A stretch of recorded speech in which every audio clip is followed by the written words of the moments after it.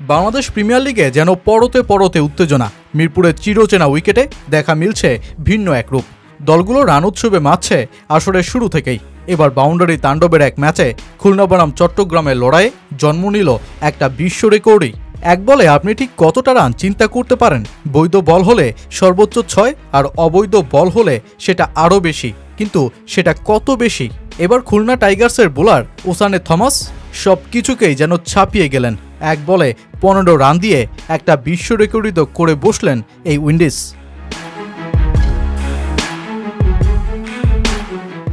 চিরচেনা ম্যারমেরে বিপিএলে এবার যেন রানের বন্যা। মাঠটা যেখানে মিরপুরের শেরেবাংলা, সেখানে এমন রান উৎসবের কথা কেই বা ভেবেছিলেন? বিপিএলের প্রথম 3টা ম্যাচেই 2টা 200+ ইনিংস, 2টা 190+ ইনিংস। আর রান তোলা যেই উইকেটেই মেহেদী হাসান মিরাজের দল খুলনা টাইগার্সের আসরের এখনও পর্যন্ত সর্বোচ্চ রান তোলার কীর্তি। উইলিয়াম বেসিস্টোর 50 বলে 75 রানের ইনিংসের সাথে মাহিদুল ইসলাম অঙ্কনের চোখ ধাঁধানো পারফরমেন্স। 6 ছক্কার মারে চট্টগ্রাম বোলারদের নাকানি চুবানি খাইয়ে 22 বলে 59 রানের এক টর্নেডো ইনিংসের রচনা করেন মাহিদুল। খুলনা পৌঁছে যায় 203 রানের সংগ্রহে।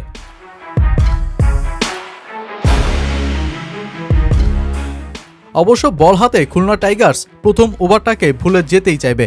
ওসানে থমাসের হাতে বল দিয়ে বিপদেই যে পড়ে যান মেহেদী হাসান মিরাজ। ইনিংসের প্রথম বলেই নাইম ইসলামকে আউট করেও নো বলের কারণে সেই উদযাপনে মারতে পারেননি থমাস। আর সেই শুরু। এরপর যেই দ্বিতীয় বল শেষ করতে করেন একে একে 5 বল, দিয়েছেন 2টা নো, 2টা হোয়াইট বল। যেই এক বলেই তিনি হজম করেছেন 15 রান, যা কিনা টি-20তে এক বলের হিসেবে বিশ্ব রেকর্ড। এর আগে জিম্বাবুয়ের বিপক্ষে যশস্বী জয়সওয়াল এক বলে 13 রান নিয়ে করেছিলেন সেই বিশ্ব রেকর্ড। নাইম ইসলাম জয়সওয়ালকেও গেলেন ছাড়িয়ে। এখানেই শেষ হয়নি ওভার। চতুর্থ বলে ফের নোবল করে বসেন থমাস।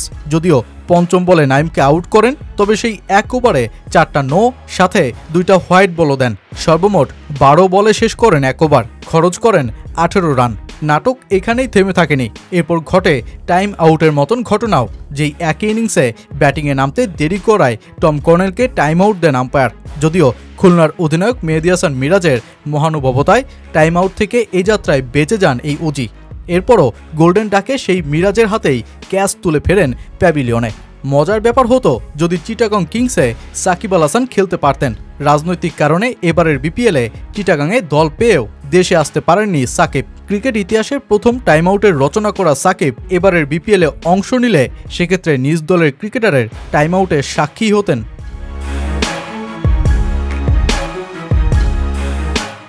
যেই নাটকীয় ম্যাচে ভারসাম্য হারিয়ে বসা চিটাগং কিংস 37 রানে হেরে বসে উইকেট হারিয়ে।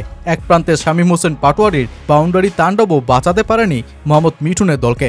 পাটোয়ারি 38 বলে 5 ছক্কায় 78 রান করলেও 166 রানেই অল আউট হয় চিটাগং। অবশ্য নাটকীয় যেই ম্যাচে ক্যাচমিস, নো বল, এক ওভারে 12 বল কিংবা এক বলে 15 রান সবেরই জন্ম দিয়েছে দলটা।